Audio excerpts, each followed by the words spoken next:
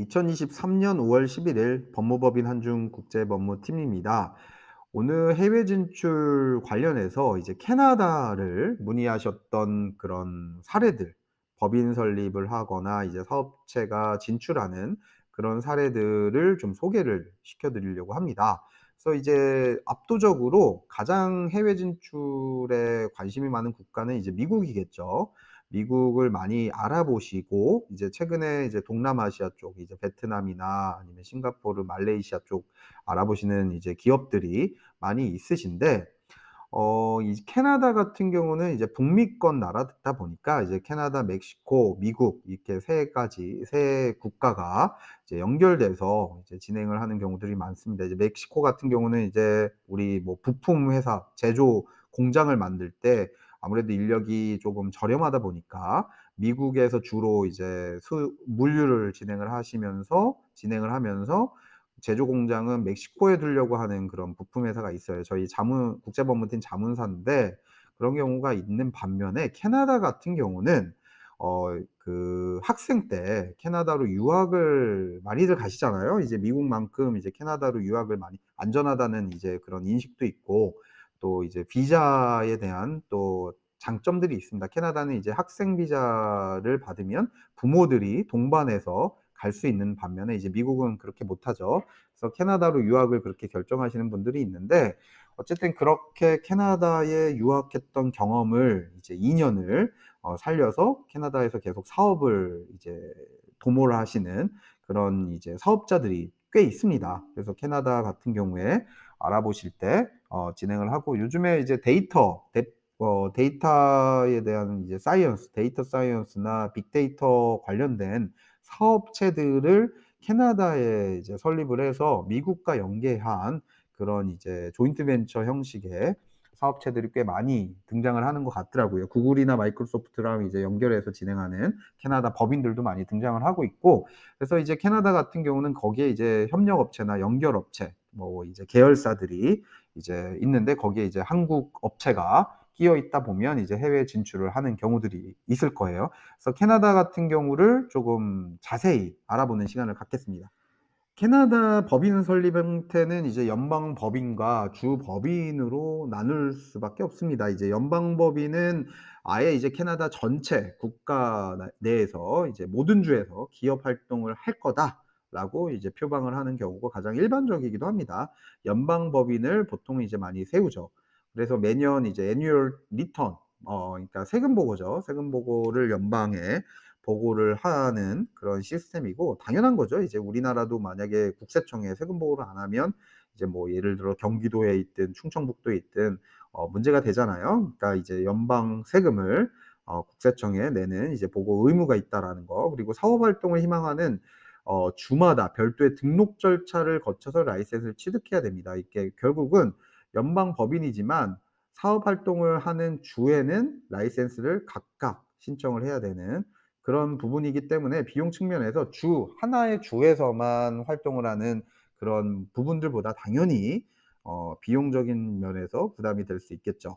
반면에 주법인은 이제 기본적으로 해당 주에서만 법인을 설립을 해서 그 해당 주에서만 기업 활동을 하는 경우 주법인만 설립을 하는 경우들이 있습니다. 그래서 캐나다에 법인 설립할 때는 보통 연방 정부로 하실 거예요? 주법인으로 하실 거예요? 이렇게 물어보는데 보통 이제 캐나다의 모든 주들이 기본적으로 일반적으로는 원래 이제 전체 이사나 임원진의 최소 25% 이상 그러니까 4분의 1 이상을 캐나다 거주자, 시민권자나 이제 영주권자겠죠. 캐나다 거주자로 설정해야 된다는 아주 보수적인 그런 조건들이 있습니다. 이제 이런 조건들 보수적인 조건들은 보통 이제 섬나라에 많이 있고요.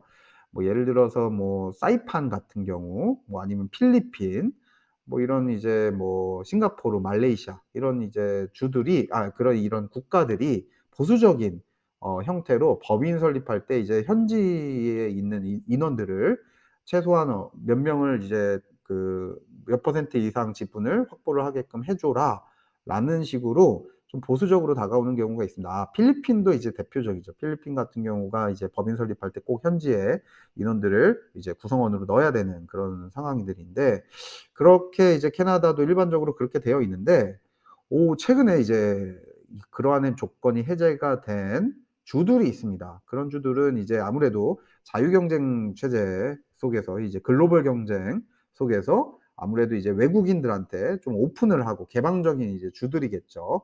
온타리오, BC주, 뉴 브런즈윅, 엘버타 이런 주들은 이제 대표적으로 한국 교민들도 많이 이제 진출해 있는 그런 이제 개방적인 주라고 보시면 될 것 같습니다. 외국인들이 많이 살고 있는 그래도 많이 이제 대도시가 형성되어 있는 뭐 밴쿠버라든가 이제 토론토가 있는 그런 주라고 보시면 될 것 같습니다. 그래서 현지에 이렇게 이제 주 법인만 고려를 하시는 경우는 온타리오, BC주, 뉴 브런즈윅, 엘버타주가 아닌 경우는 캐나다는 이제 25% 지분은 이상은 이제 캐나다 거주자를 꼭 설정하셔야 된다. 그렇게 까다로운 내용들이 있고 퀘벡주 같은 경우는 영어보다 불어를 많이 사용합니다. 이제 그래서 언어적인 측면에서 굉장히 애로사항이 있으나 정부 문서나 이런 것도 이제 불어가 많이 있는 편이기 때문에 등록이나 신고가 굉장히 까다로운 그런 편입니다. 이제 영미법에 아무래도 익숙하고 영어가 이제 우리가 아무래도 공용어다 보니까 불어보다는 좀 익숙하잖아요. 그래서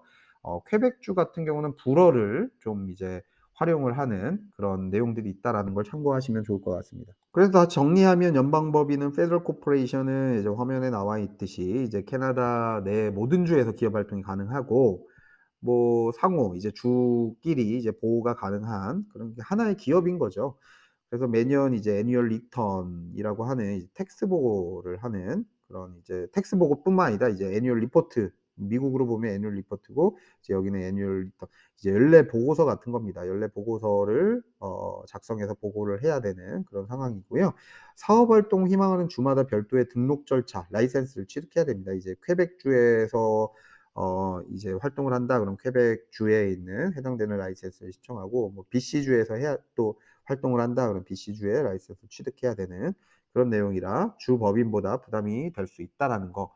그리고 이제 연방 법인은 결국은 이제 매년 애뉴얼 리턴을 보고를 해야 되는데 연례 보고서를 보고를 해야 되는데 사업 활동을 하는 주마다 라이센스 등록 절차를 따로 밟아야 하기 때문에 아무래도 이제 쪼금 규모가 크겠죠. 비용이나 시간도 소요가 더 많이 되는 그런 내용이니까 그런데 이제 예외적으로 온타리오나 엘버타나 뭐 다른 이제 몇 개 주들은 연방법인으로 설립을 했다고 하더라도 해당 주에 라이센스 등록을 따로 하지는 않아도 됩니다. 이제 이런 자세한 사항들은 이제 상담을 신청을 하시거나 아니면 쪼금 리서치를 뭐 이렇게 검색을 좀 하시면 "내가 이제 활동하려고 하는 주는 이제 애뉴얼 리포트를 안 해도 돼.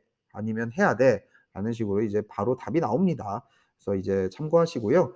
사업 활동이라고 하는 거는 이제 실제로 상주하는 직원을 두고 사업장을 운영하고 있는 그런 경우니까 참고하시면 좋을 것 같고 그래서 어쨌든 이제 해외에서 이제 진출을 한다 그러면 한국에서 한국 사업체가 캐나다로 진출을 한다. 그럼 주 범위는 좀 한계가 있다고 보시면 될 것 같습니다. 이제 외국 기업이고 외국 사업자이기 때문에 일단은 연방 정부 법인으로 진행을 해 놓고 각 주마다 라이센스 신청을 해야 되는지 말아야 되는지 그런 식으로 검토를 해 보는 게 이제 우선적으로 필요한 것 같습니다. 네. 연방법인 페더럴 코퍼레이션 같은 경우는 이제 법인명을 설정할 때 캐나다 경우 이제 뭐 자동으로 10 자리 숫자 형식으로 상호명을 결정하는 그런 방법이 있는데 또는 이제 본인이 원하는 상호명을 법인 상호명을 이제 정하는 그런 경우들도 있습니다. 이제 쪼금 독특하죠. 고유 번호를 생성하고 부여를 한다 그런 내용인데 특정 상호를 희망하는 경우는 캐나다 연방 정부 이제 기업 상호명 등록 시스템이라는 게 있습니다. 이런 곳에 이제 웹사이트에 들어가서 사용 가능 여부를 확인을 하는데 이제 뭐 법인 설립 대행을 맡기시면 이제 저희가 대신 이런 내용들을 체크를 해서 바로바로 이제 "이 이름이 가능하다. 아니다." 이제 말씀을 드리겠죠. 결국 이제 사용 가능 여부를 확인하고 확인서를 발급을 받은 다음에 그 확인서를 이제 법인 정관이랑 같이 이제 등기를 할 때 제출을 하게 됩니다. 만약에 특정 상호명을 설정하지 않고 자동으로 배정되는 이제 10 자리 숫자 형식으로 상호명을 이용하려고 하는 경우들이 있습니다. 한마디로 저는 별로 좋아하진 않아요. 왜냐하면 자기의 이름, 독특한 이름을 써야지 그냥 번호가 나온다. 이거는 이제 별로 애정이 없는 경우들 리라고 이제 생각이 듭니다. 그래서 뭐 어쨌든 그렇게 뭐 법인을 여러 개를 막 설립을 해서 이것저것 하시는 분들은 뭐 번호가 더 편할 수도 있겠죠. 그래서 일련 번호가 이제 자동으로 부여되는데 이거를 이제 법인명으로 설정할지 이 신중하게 고려를 해서 결정을 하시면 좋을 것 같습니다. 네. 주의 법인입니다. 주 법인은 아까 말씀드렸듯이 이제 온타리오 BC주, 뉴 브런즈윅 같은 그런 경우는 이제 그 25% 캐나다 거주자여야 되는 그런 조건이 없다라는 거. 그러니까 이제 확인을 하시면 좋을 것 같아요. "사업을 내가 어디서 할 건데 이 주는 어떻습니까? 저렇습니까?" 이렇게 이제 물어보시면 저희가 상담할 때 대답을 좀 해 드립니다. 그래서 적극적으로 이제 전략을 짜실 때 고려를 하시면 좋을 만한 그런 요소들일 것 같고요. 그래서 한국 기업은 이제 캐나다 시장 진출을 한다 그러면 온타리오 BC 그리고 뉴 브런즈윅 같은 경우에 많이 진출을 하고 있습니다. 그래서 결국 이제 특정 주에 법인을 설립하는 경우는 말 그대로 해당 주 내에서만 사업 활동이나 운영을 해야 되겠죠.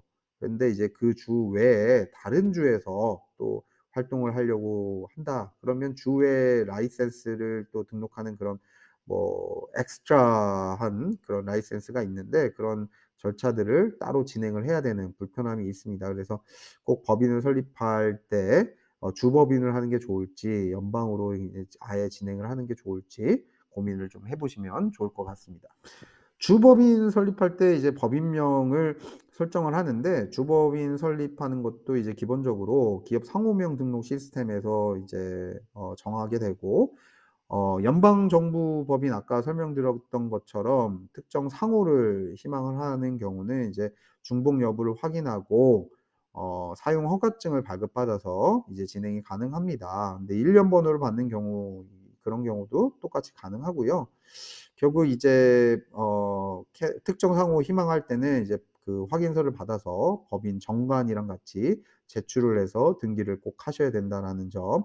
당연히 이제 업무 처리를 할 때 대행을 맡기시면 이제 저희 같은 국제법무팀에서 이제 캐나다 법인 설립할 때 이러한 부분들을 다 꼼꼼하게 따져 드리고 저희가 이제 자문을 드립니다. 그래서 이거는 이렇게 결정하셔야 되는데 어떻게 하실까요? 저렇게 하실까요?" 이렇게 실시간으로 저희가 확인을 해 드리니까 너무 걱정은 안 하셔도 좋을 것 같습니다. 캐나다 법인 주소지를 설정하는 방법은 상호명 외에도 캐나다에 법인 설립할 때는 현지 주소지가 반드시 필요합니다. 그래서 최초에 이제 설립할 때 우편물 수령할 수 있는 그런 주소면 다 가능하니까 빌려주는 서비스들이 있어요.